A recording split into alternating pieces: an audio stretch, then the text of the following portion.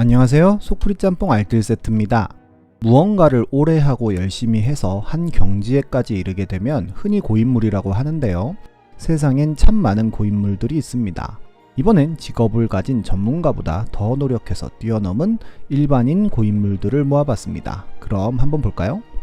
첫 번째는 토종여우를 번식시킨 개장수입니다. 일제강점기와 6.25 그리고 쥐잡기 운동으로 먹을 것이 없어 토종 야생여우가 멸종합니다. 78년 마지막 사체가 발견된 이후로 발견된 적이 없었고 중국과 러시아 지역에서나 발견되었는데요. 2004년 26년 만에 토종여우 사체가 발견되면서 복원에 대한 열망이 피어오릅니다.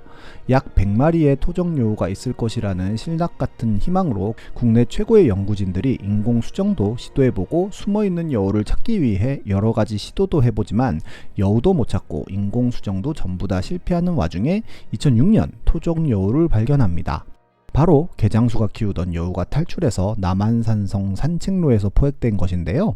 개장수는 멸종위기종을 키운 혐의로 300만원의 벌금을 내게 되었고 이후로도 몰래 남아있던 여우를 키워 자연 번식까지 성공시킵니다. 5마리를 낳아서 4마리를 살려낸 것인데요.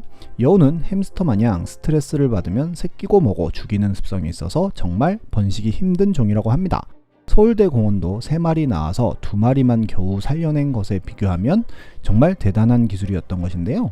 그런데 이렇게 키워낸 여우들이 식성이 까다로워서 소고기나 오리고기만을 먹는 등 도저히 사료비가 감당이 되지 않자 2011년에 아예 환경부에 기증을 해버립니다. 이미 서울대 공원의 여우들은 노쇠할 대로 노쇠해 번식력이 떨어져 있던 상황에서 개장수의 여우들은 한 줄기 빛이었고 DNA 또한 우리 토종임이 완전히 밝혀지면서 전문가들은 다시 한번 복원에 박차를 가할 수 있었고 개장수의 양식 노하우를 전수받는 조건으로 처벌을 하지 않았습니다. 그 노하우를 바탕으로 새롭게 시작한 토종여우 복원 사업은 몇 번의 방사 실패 끝에 현재는 야생에서도 번식을 할 만큼 복원에 성공을 거둡니다. 두 번째는 사제 저격총을 만든 조모 씨입니다. 2005년 조모 씨는 사제총 제작을 한 혐의로 구속됩니다. 경찰은 조 씨의 사제총을 실제로 테스트해보기 위해 경찰 특공대에게 시험 사격을 시키는데요. 시험 사격을 했던 특공대원은 깜짝 놀랍니다. 성능이 너무나도 좋았던 것인데요. 50m 떨어진 표적을 정확히 명중시키고 마치 물수제비 소리 정도밖에 안 될 만큼 소음기 성능이 탁월하고 당시 국내에서 쓰던 군용 저격총보다 반동도 훨씬 덜했던 것인데요. 제가 쏜 느낌으로서는 소음이나 반동이 아주 멀쩡한 거로 판명이 됐습니다.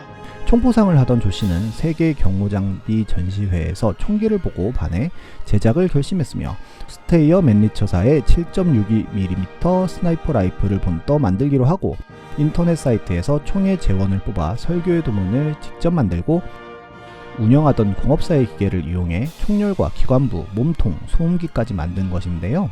금형 관련 자격증이 8개나 있어서 세밀한 부품을 만들 수 있었다고 합니다.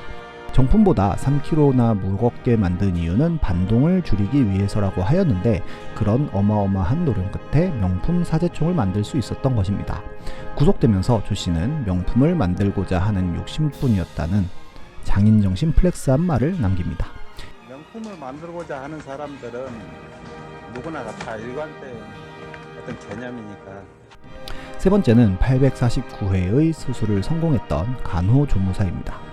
20년 경력의 간호조무사는 2010년부터 약 5년간 병원장을 대신해 수술을 했습니다. 우선 간호조무사라는 직업은 간호조무사 자격시험에 합격하여 의사의 진료 보조 및 간호사의 간호를 보조하는 직업인데요. 버젓이 의사 면허를 가진 의료인만 할 수 있는 수술을 한 것입니다. 15년간 어깨너머로 배운 그의 기술을 의사는 믿었고 아예 수술 자체를 맡겨버린 것인데요. 간호사의 보조를 받아 무릎 절개, 관절 내시경 촬영, 연골 제거, 수술 부위 봉합 등을 완벽하게 해냈고 티눈 제거, 포경 수술 등 웬만한 수술을 해냅니다. 그는 병원에서 평소 수술실 실장으로 불렸고 수술실 안에서는 모두 비슷한 수술복을 입고 있어서 환자들은 전혀 눈치채지 못했다고 하는데요. 단 한 번의 수술 실패도 없었다고 합니다. 이 간호조무사에게 수술을 맡기고 의사는 외래 진료를 봐서 더욱더 큰 돈을 벌었다고 하는데요. 결국 이들은 나이롱 환자를 수사하던 경찰에게 꼬리를 잡혔고 병원장은 사기, 의료법 위반 혐의로 구속되고 간호조무사는 같은 혐의로 불구속 입건됩니다. 정말 노력하면 안 되는 것은 없나 봅니다. 물론 앞의 경우는 따라하면 안 되겠지만요. 지금까지 속풀이 짬뽕 알뜰 세트였습니다.